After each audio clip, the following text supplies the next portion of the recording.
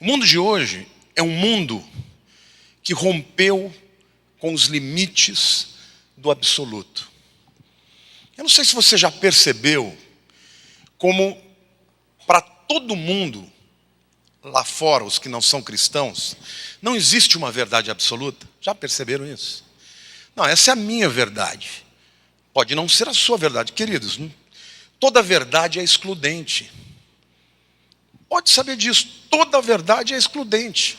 Se você crê no Evangelho, não existe outra verdade. Sim ou não? Como é que você pode achar que todas as verdades são verdadeiras? Se a Bíblia diz que só tem um caminho que é Jesus, os outros não vão levar para o céu.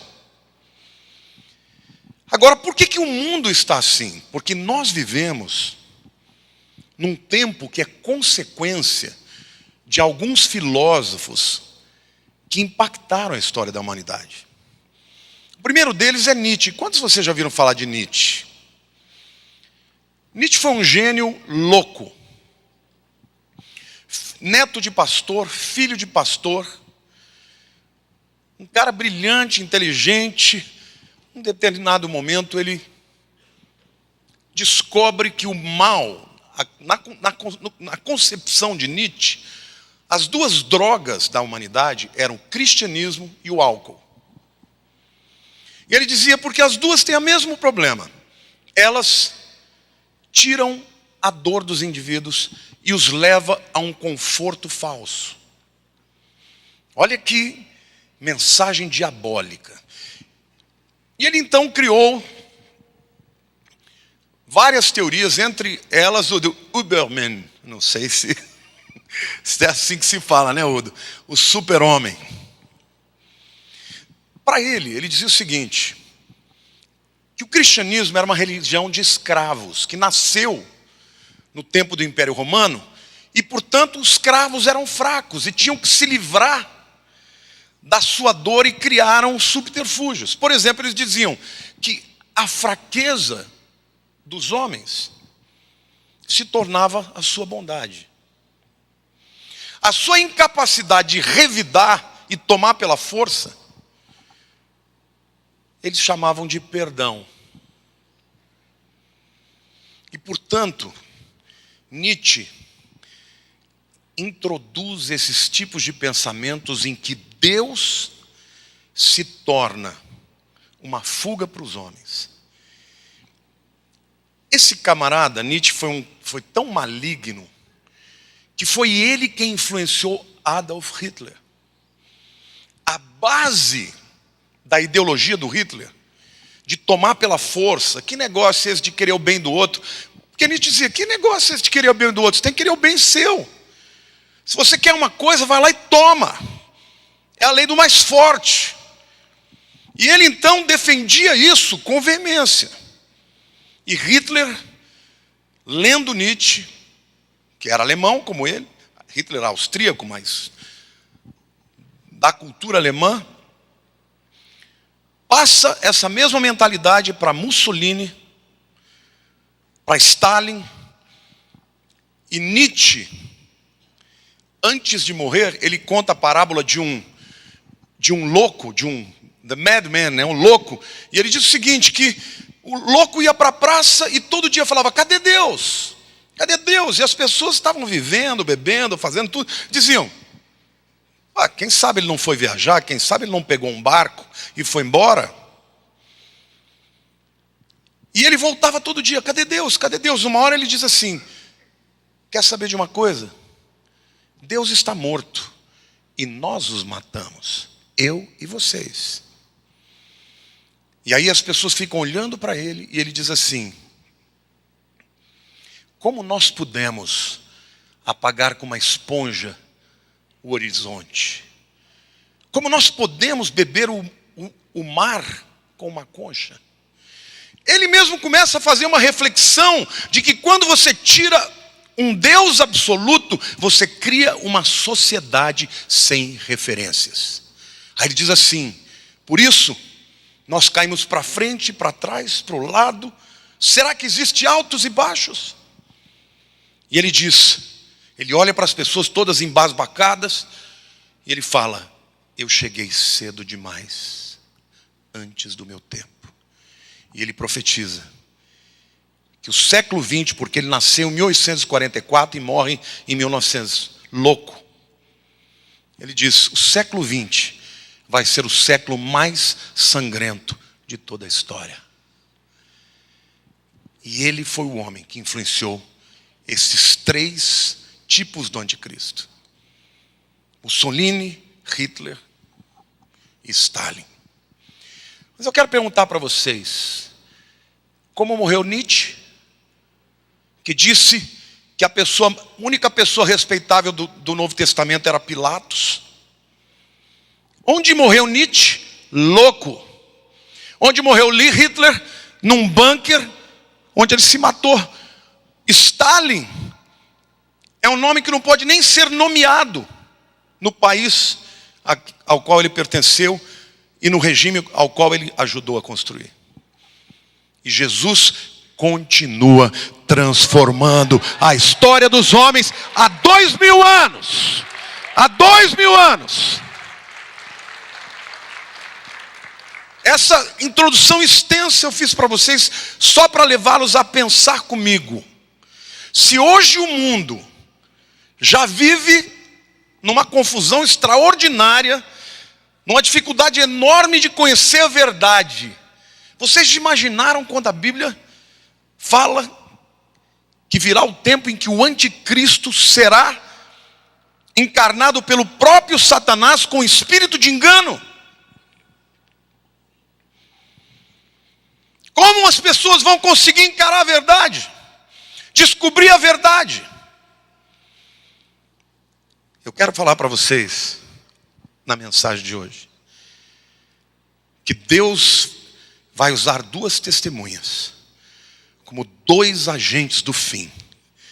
Não no poder do argumento, mas muito mais do que isso, no poder e na demonstração do poder de Deus e do Espírito de Deus. Amém? Você pode aplaudir o Senhor? Glória a Deus!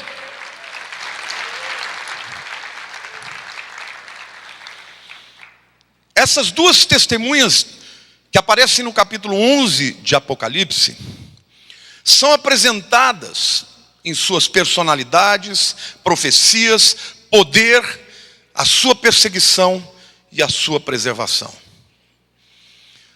Em primeiro lugar, eu quero dizer para vocês quem eles são. Qual a sua personalidade? Apocalipse 11, 3 e 4 diz assim: darei as minhas 2 testemunhas que profetizem por 1260 dias, vestidas de pano de saco. São estas as 2 oliveiras e os 2 candeeiros, ou candelabros, ou abajures, que se acham em pé diante do Senhor da terra. Quando a Bíblia fala de 2 oliveiras, alguém sabe aqui o que é uma oliveira? Oliveira dá o quê? Azeitona. Azeitona dá o quê? Azeite, né? Ou óleo. Na Bíblia, estas 2 figuras têm a primeira referência lá no livro de Zacarias, capítulo 4, versos 1 a 13, quando Zacarias está falando do tempo do retorno do exílio babilônio, e ele fala de 2 figuras que foram muito importantes. Zorobabel, que foi o líder que trouxe 53 mil judeus do exílio babilônio de volta para Jerusalém depois dos 70 anos, e Josué, não Josué que entrou na terra prometida, tá? Esse é Josué, o sumo sacerdote. Então veio o líder governamental junto com o líder espiritual para recomeçar a história do povo de Israel em Jerusalém depois do exílio. E eles são vistos como 2 homens, como 2 oliveiras.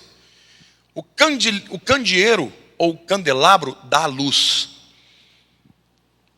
A oliveira também tem o óleo da unção.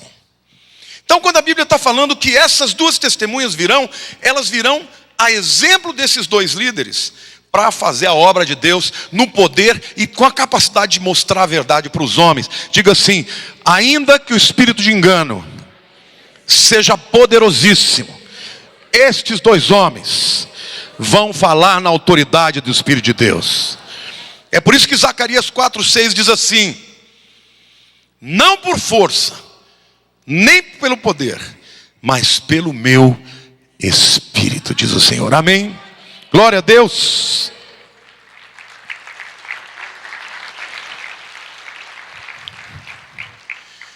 Agora é interessante que Jesus chama essas duas testemunhas de minhas testemunhas. Isso denota, queridos, que Jesus tem um relacionamento especial com esses dois camaradas. Quem são eles? Um deles, nenhum teólogo discute e afirma categoricamente que é Elias. O profeta Malaquias, lá no capítulo 4, 5 e 6, diz o seguinte, vamos ler. Eis que eu vos enviarei o profeta Elias, antes que venha o grande e o terrível dia do Senhor. Ele converterá o coração dos pais aos filhos e o coração dos filhos aos seus pais, para que eu não venha e fira a terra com maldição. Alguns afirmam que Elias era João Batista que veio. E de fato, João Batista veio como precursor do Messias Jesus. Mas quando perguntaram para João Batista, lá em Lucas 1:17, se ele era Elias, ele disse, não, eu não sou. Então não pode estar falando aqui de João Batista. Malaquias está falando que Elias vai voltar. Mas deixa eu perguntar, então nós estamos falando aqui de reencarnação? Por que não? Porque Elias não morreu, foi arrebatado. Ainda hoje, Elias está lá com esse corpo que você e eu temos. Por que não envelhece? Porque na presença de Deus ninguém envelhece, meu irmão. Ele voltará com o corpo natural.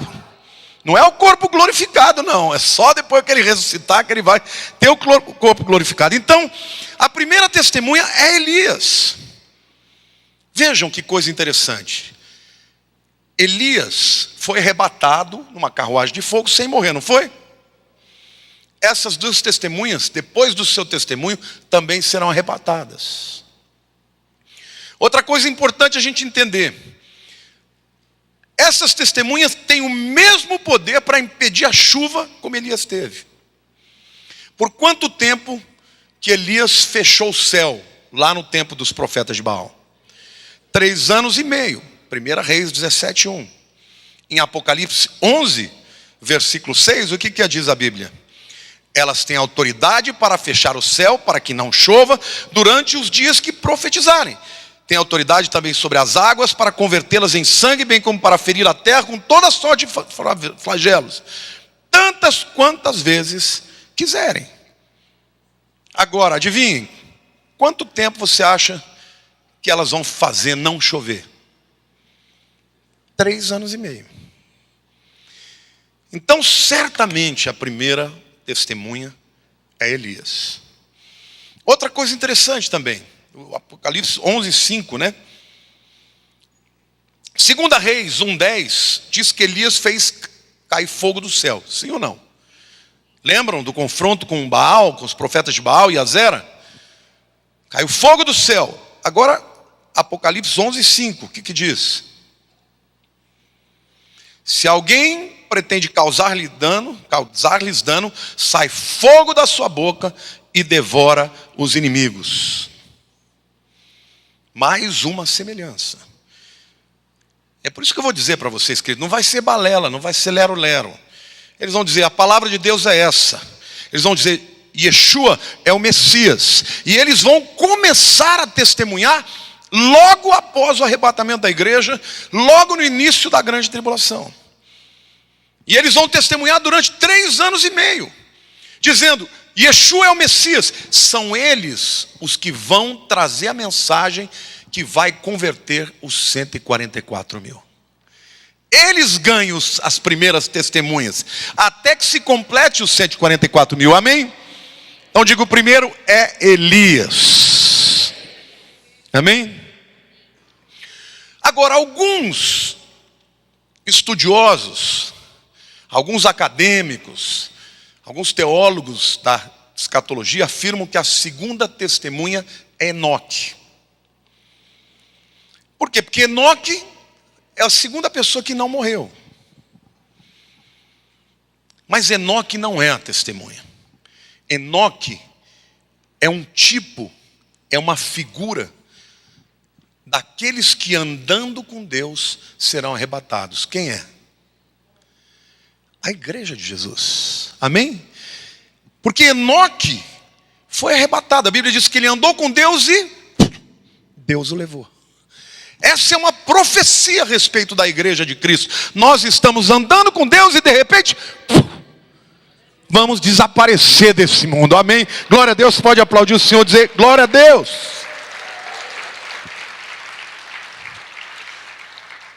Ora, se não é Enoque, quem é a segunda testemunha? Moisés.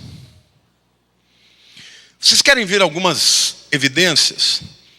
Lá no capítulo 17 de Mateus, versículo 3, quem aparece juntamente com Elias na transfiguração? Moisés. Moisés e Elias. E a Bíblia diz que ainda que Moisés tenha morrido, que Satanás, lá no livro de Judas, contendeu com o arcanjo Miguel, por causa do corpo de Moisés. O que Satanás queria fazer com o corpo de Moisés? Deus, muito provavelmente, ainda que o corpo de Moisés tenha morrido, não permitiu que ele putrefasse, que ele entrasse em processo de decomposição. E aí então, não é uma reencarnação, é o mesmo corpo que ressuscita. E não existe ressurreição na Bíblia? Quantos de vocês se lembram de quem morreu e ressuscitou? Lázaro, o filho da viúva de Naim, o filho da sunamita. Quer dizer, ressurreição não é reencarnação. Olhe para a pessoa do teu lado. Moisés pode ser a segunda testemunha. Como é que a gente sabe que é Moisés, queridos? Quem tinha a habilidade de transformar água em sangue? Moisés. Em Êxodo capítulo 7, 19 e 20, fala sobre isso. E lá em Apocalipse capítulo 11, versículo 6, veja o que a Bíblia diz. Elas têm autoridade para fechar o céu, diga Elias, para que não chova durante os dias em que profetizarem. Tem autoridade também sobre as águas para convertê-las em sangue, diga Moisés. Bem como para ferir a terra com toda sorte de flagelos. Quem lançava pragas quando tocava na terra? Moisés. Tantas quantas vezes quiserem. Então, essas duas testemunhas são Moisés e Elias. Por que Deus está mandando esses dois profetas? Vocês se lembram que nós vivemos hoje ainda na dispensação dos gentios.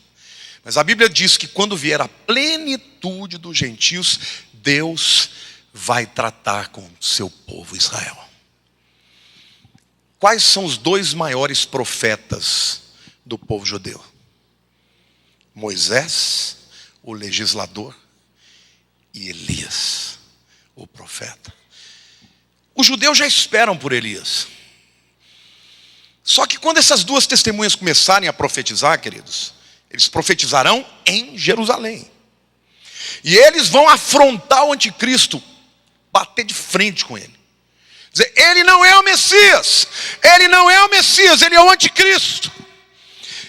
Mashiach, Yeshua HaMashiach, Jesus é o Messias. E aí não é palavra contra palavra. Para que vocês saibam que a nossa palavra é verdadeira. Não vai chover durante 3 anos e meio. Para que vocês saibam que a nossa palavra é verdadeira. A água vai se transformar em sangue. E pragas e flagelos virão sobre as pessoas. Com a palavra e a pregação deles, os judeus vão começar a se converter. E os 144 mil vão começar a se formar. E de repente um grande avivamento. Começa com uma voz profética de 2 homens. E de repente a terra inteira vai ser alcançada. Deixa eu fazer um parênteses aqui, meu querido. Você precisa pedir a Deus, se você tem alguém na tua família que não se converteu, pedir a Deus que Deus te dê autoridade, espírito e poder para que você não tenha só um discurso. Porque hoje há muitas vozes. E a igreja de Cristo precisa mais do que um discurso teológico. Precisa de poder e demonstração de espírito. Amém? Glória a Deus. Amém, irmãos?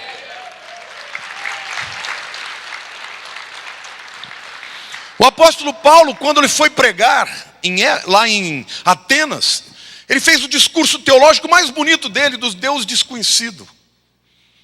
Lá no Areópago, uma meia dúzia de gato pingado se converteu. Ele deve ter ficado frustrado. Ele falou: Deus, eu saí de lá, fiquei até arrepiado de tão bom que foi meu sermão. Essa miséria de gente se converte. Aí ele sai de lá e vai para Corinto. E no meio do caminho Deus fala com ele. E quando ele chega em Corinto, ele fala: quando eu vim entre vocês, eu não vim com sabedoria humana, e nem persuasão humana, mas com poder e demonstração de espírito. É isso que a igreja de hoje precisa começar a clamar, para que Deus revele a nós, mais do que a sabedoria, revele o poder dele, através da sua vida, para a salvação de todo aquele que crê, amém? Aquele que vai crer em nome de Jesus. Essas 2 testemunhas, Moisés e Elias, representam a lei e os profetas. Por isso impactarão tanto os judeus. Em segundo lugar, quais são as suas profecias? Capítulo 11, verso 3 diz assim: darei as minhas 2 testemunhas, que profetizem por 1260 dias, vestidas de pano de saco. Quantos aqui sabiam que na cultura judaica, quando o indivíduo estava querendo demonstrar arrependimento, ele se vestia de saco, panos andrajosos, e jogava cinza sobre a cabeça? Sabiam disso? Quando Jacó fica sabendo que seu filho amado José morreu, entre aspas, ele bota a roupa de contrição, de choro e de arrependimento. A mensagem dessas 2 testemunhas, irmãos, por 3 anos e meio, é uma só: arrependei-vos. O mundo vai ter que fazer uma escolha: se arrepender dos seus caminhos apóstatas e aceitar Jesus, ou viver o juízo que virá. Olhe para a pessoa do teu lado e diga assim: agora nós já precisamos ter uma mensagem de graça e de arrependimento. De arrependimento e de graça. Essas 2 verdades têm que estar sempre ligadas. Porque a Bíblia diz assim: ou vocês não sabem que é a graça de Deus que nos conduz ao arrependimento. Graça sem arrependimento é graça falsa. Mas arrependimento sem graça é despotismo. Deus, ele primeiro mostra a sua graça e dá a oportunidade para que as pessoas se arrependam. A mensagem deles será uma mensagem de arrependimento. A vestimenta deles é de lamento. É de lamentar pelas coisas que estão acontecendo no mundo, irmãos. O mundo de hoje, as pessoas estão matando por nada. O espírito do anticristo, que foi preconizado por Nietzsche, é um espírito que leva as pessoas a não sentir dor e arrependimento pelos piores absurdos que cometem.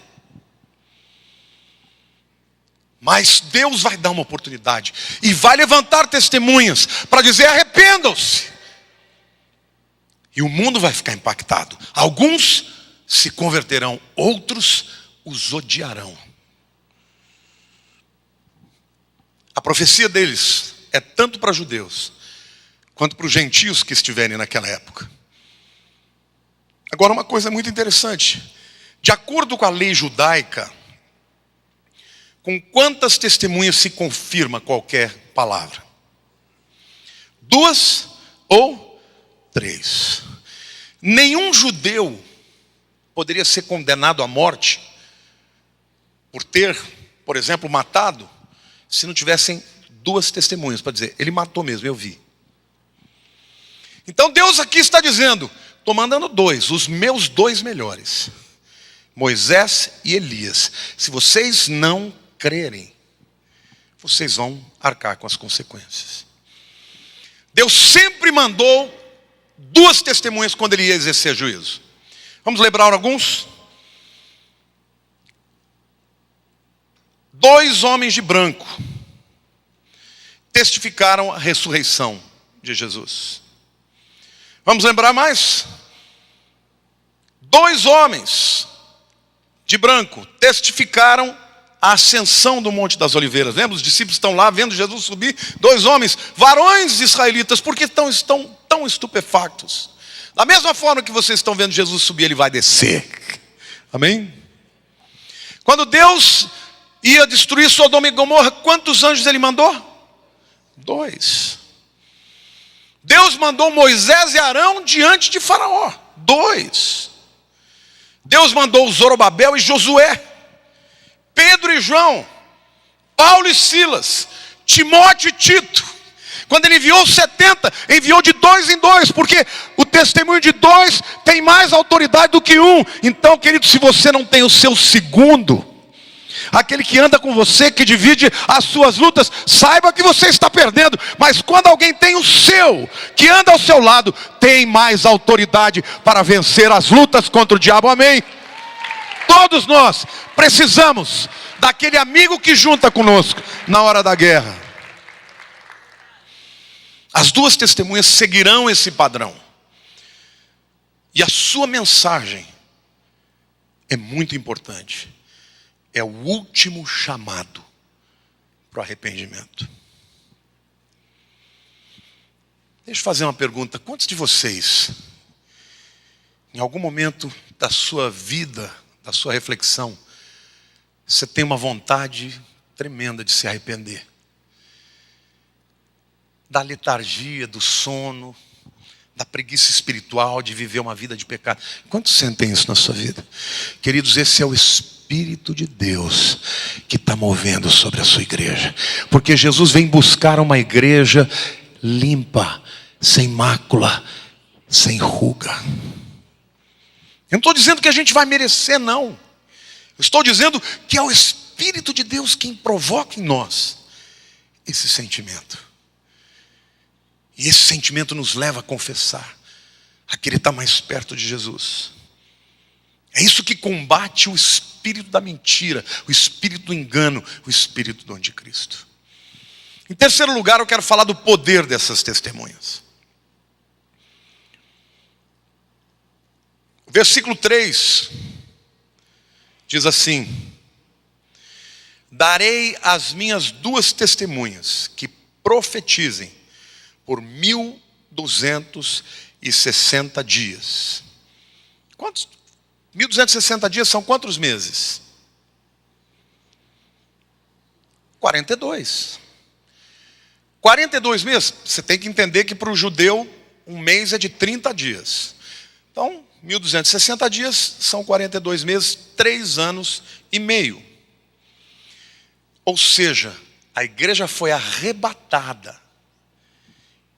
O acordo de paz foi feito. Imediatamente esses 2 homens vão começar a andar em Jerusalém. E vão começar a pregar e vão começar a chamar atenção. E as pessoas vão começar a ficar impactadas, porque eles vão ficar impactados com a autoridade deles. E eles vão começar a dizer que Mashiach já veio, que Jesus é o Messias. E aí as pessoas vão falar, mas como? E eles vão disputar as escrituras, vão dar demonstração de poder. E as pessoas vão começar a se converter. E os 144 mil vão começar a se converter. E o mundo vai ficar impactado. Sabe, gente, eles vão testemunhar, vão dizer, não vai chover esses 3 anos e meio. Vocês já imaginaram que é não chover 3 anos e meio no mundo inteiro? Você não tem ideia do que é isso. E eles vão testemunhar as maldades humanas diante de todos. Vão falar sobre os julgamentos do passado que Deus já fez. E dirão, os julgamentos que virão serão piores. Eles vão deflagrar, eles vão revelar as mentiras que a besta, o anticristo e o falso profeta vão proferir. Eles vão testemunhar em Jerusalém. E ele diz que a cidade santa é comparável naquele tempo a Sodoma e Gomorra. Porque embora hoje, queridos, em Israel já tenha uma semente de muitos judeus buscando a Deus, hoje Israel é uma nação secularizada. Já tem marcha gay, já tem todo tipo de coisa lá que existe em qualquer parte do mundo. Então, Jerusalém vai ser vista também como uma cidade que precisa de arrependimento. E muitos vão se converter. Outros vão odiar.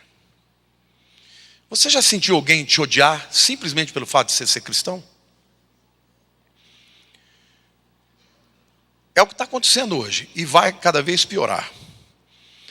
Mas em quarto lugar eu quero falar do poder das pragas deles. A primeira praga que eles vão infringir sobre as pessoas é a praga da morte. Como os 144 mil, essas duas testemunhas serão imortais durante o tempo da sua pregação. Mas quem entrar em confronto com eles, vai morrer.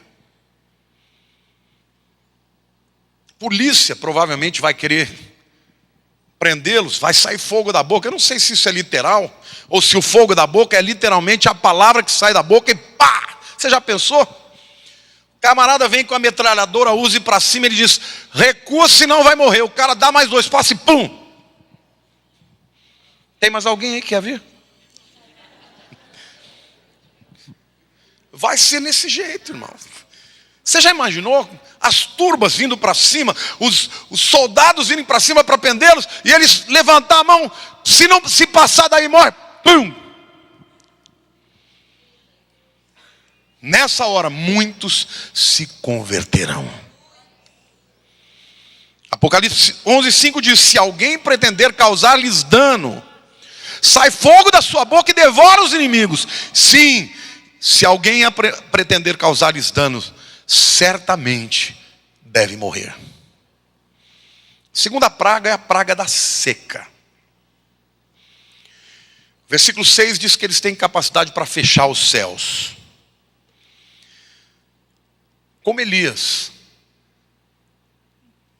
não vai chover senão segundo a minha palavra. E quando terminou a disputa, ele mandou o servo dele, falou, ó, vai lá e sobe na montanha e vê se está vindo nuvem. Ele voltou e disse assim, tem uma nuvinha do tamanho da mão de um homem.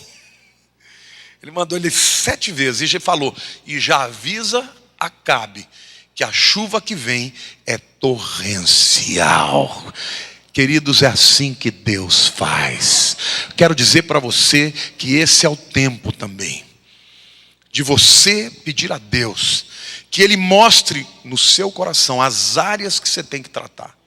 Porque a área de secura, de deserto na tua vida, pode ser que seja só uma nuvenzinha, mas quando você obedecer a palavra de Deus, essa pequena nuvem se tornará numa chuva torrencial sobre a tua vida. Amém, irmãos? É isso que eu quero dizer, a igreja precisa viver isso. Viver um tempo de autoridade, mas não adianta brincar de ser crente. A terceira praga é a praga da fome. Como Moisés fez durante o seu tempo, que ele confrontou Faraó, as duas testemunhas terão poder para transformar as águas em sangue. O que acontece quando a água transforma em sangue? Morre todo tipo de vida. Os peixes morrem, a vegetação morre. E o texto, claro. Tem autoridade para fechar o céu para que não chova, no versículo 6, durante os dias em que profetizarem, portanto, 3 anos e meio. Tem autoridade também sobre as águas para convertê-las em sangue, bem como para ferir a terra com toda sorte de flagelos, tantas vezes quantas quiserem. Agora, uma coisa importante entender: embora eles sejam instrumentos de juízo, tanto Moisés quanto Elias foram instrumentos de juízo. Moisés para os egípcios, Elias para Jezabel, Acabe, os profetas de Baal e de Azera. Mas o objetivo, e aqui eu digo para vocês a graça, é levar o povo ao arrependimento. Isso acontece no livro de Apocalipse também, concomitante com o que a Bíblia chama de a segunda trombeta ser tocada. Olha o capítulo 8 de Apocalipse, versos 8 e 9. O segundo anjo tocou a trombeta, e uma como que grande montanha ardendo em chamas foi atirada ao mar, cuja terça parte se tornou em sangue, e morreu a terça parte da criação que tinha vida, existente no mar, e foi destruída a terceira parte das embarcações. O que os teólogos afirmam é o seguinte: que no momento em que as duas testemunhas derem a ordem na terra, no céu, o segundo anjo toca a segunda trombeta. Pá! E vem um meteoro e cai sobre o mar. 1/3 das embarcações vão ser destruídos. Provavelmente numa grande tsunami. 1/3 dos seres vivos do mar morrerá. Vai ser extraordinário. Quem deu o comando? As duas testemunhas nos céus. E o anjo tocou a trombeta. E a coisa aconteceu. É mais ou menos o que acontece hoje quando o povo ora. Não é isso que a Bíblia diz? Tudo que ligardes na terra será ligado no céu. Tudo que desligares na terra será desligado no céu. Essa é a autoridade de quem anda com Jesus, meu irmão. Você tem autoridade para mover os céus. E deixa eu lhes dizer uma coisa: nós estamos vivendo um momento em que a igreja precisa entender isso. Porque o Espírito de Cristo se levanta com uma forma tão poderosa que não adianta termos discursos vazios. Jesus diz: primeiro na terra, você amarra, está amarrado lá. Você libera, está liberado lá. A igreja precisa entender o poder da concordância e o poder da palavra, porque é isso que vai acontecer na grande tribulação. Amém? Você está vivendo momentos de luta? Primeira coisa, Deus te dá graça para o arrependimento. Porque sem arrependimento não tem autoridade. Na hora que você tem autoridade, você vai na palavra. A palavra é o decreto de Deus. Pega esse decreto, ora com o irmão, diga: vamos aqui ligar. E ligar significa amarrar. Ligar e amarrar é o que você não quer. Desligar significa soltar, liberar o que você quer. Quantos aqui tem alguma bênção que você precisa, que o diabo está amarrando, está segurando? Deus está te falando: acerta a tua vida, depois encontra alguém para orar com você e toma posse e dá o comando. Porque aquilo que é ligado na terra será ligado no céu. Desligado na terra, desligado nos céus.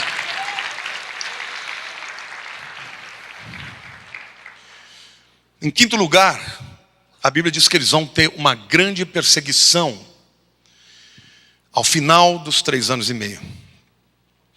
Apocalipse 11, de 7 a 11 diz assim: quando tiverem então concluído o testemunho que devem dar, a besta que surge do abismo pelejará contra elas e as vencerá e matará. E o seu cadáver ficará estirado na praça da grande cidade, que espiritualmente se chama Sodoma e Egito, onde também o seu Senhor foi crucificado. Então muitos dentre os povos, tribos, línguas e nações contemplam os cadáveres das suas testemunhas por 3 dias e meio, e não permitem que esses cadáveres sejam sepultados. Queridos, nós estamos falando de um texto de 2000 anos. E a Bíblia está dizendo que quando eles morrerem, as pessoas do mundo inteiro vão ver os corpos deles lá em Jerusalém. Como é que pode isso? Esse texto mostra que Apocalipse não era para aquele tempo. Hoje, eu posso ver. Todo mundo dentro do metrô, com o seu celular vendo acontecer. Outros em casa, na internet, falam: gente, olha aqueles dois camaradas doidos que ficavam pregando, eles morreram. Olha lá, eles estão em praça pública, o mundo inteiro vai ver. E a Bíblia diz que as pessoas vão se alegrar. Porque enquanto eles pregarem, e as pessoas ficarem atemorizadas com sinais, eles vão ficar apavorados. Meu Deus, ou eu me arrependo ou vou me ralar. Mas quando eles morrerem, porque o anticristo os matará, as pessoas vão falar: ufa, pensei que eu ia ter que me converter. Ufa, perder então não é de Deus. E vão trocar presentes no mundo inteiro. E por 3 dias e meio, eles vão ficar mortos ali. Os que habitam sobre a terra se alegram por causa deles. Realizarão festas e enviarão presentes uns aos outros. Porquanto esses 2 profetas atormentaram os que moram sobre a terra. Mais uma vez, como é que eles podem atormentar na terra se eles estão pregando no lugar? Porque vai ser CNN o tempo inteiro, mandando para o mundo inteiro. Olha os 2 arruaceiros lá, porque era isso que chamava Elias, né? Já vem você, o causador de problema. Eles vão ser assim também. Mas depois dos 3 dias e meio, um espírito de vida, vindo da parte de Deus, neles penetrou, e eles se ergueram sobre os pés, e aqueles que os viram, sobreveio grande medo.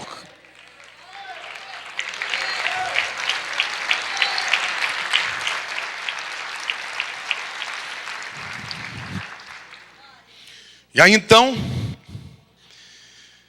a morte das testemunhas pela besta, que sobre o abismo, acaba por se tornar a última manifestação profética do poder dessas 2 testemunhas. Deus permite que eles sejam mortos, para gerar essa expectativa de: vencemos. E mais uma vez, serem frustrados diante da ressurreição. E quando eles ressuscitam, eles são arrebatados para os céus. Versículo 13 diz assim: naquela hora houve grande terremoto, e ruiu a 10ª parte da cidade. E morreram nesse terremoto 7.000 pessoas, ao passo que as outras ficaram sobremodo aterrorizadas e deram glória ao Deus do Pai. Então deixa eu fazer um resumo. A igreja é arrebatada, o anticristo faz o acordo de paz de 7 anos, então vocês fiquem de olho. Porque tem um monte de gente aí que já tentou fazer acordo de paz de Israel com Palestina e as nações. Mas o camarada que vier falar assim: olha, eu quero propor um acordo de paz assim. Nós vamos dividir Jerusalém. Jerusalém vai ser dada a parte oriental para os palestinos. E em contrapartida, os palestinos reconhecem o Estado judeu, porque até hoje eles não reconhecem. Por causa dos territórios ocupados que ficam ali na Judéia, que no acordo que aconteceu no passado, os judeus acabaram entrando, Israel vai ter que dar outro pedaço de terra.